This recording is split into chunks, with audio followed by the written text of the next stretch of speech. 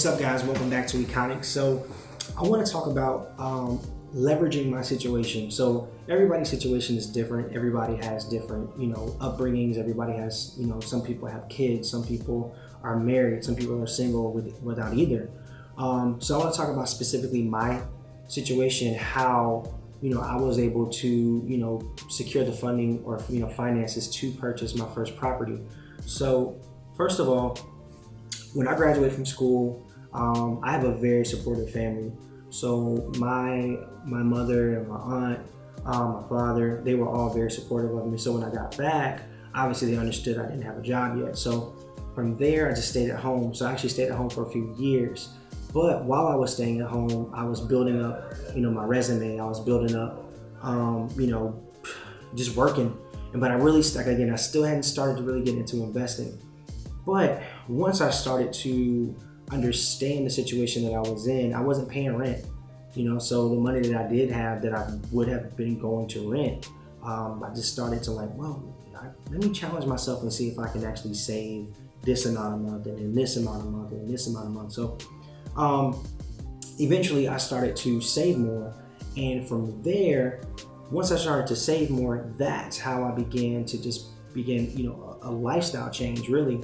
On actually, saving every month and making sure I don't overextend myself with bills and go on credit cards. And so from there, I had to accept the help because, a lot of times I have a lot of friends, who look at their freedom as it's more valuable than actually the sacrifice to get to where you really want to be. Life is a long-term game. And it comes with, in order to get short-term goals accomplished, you have to have some sacrifices.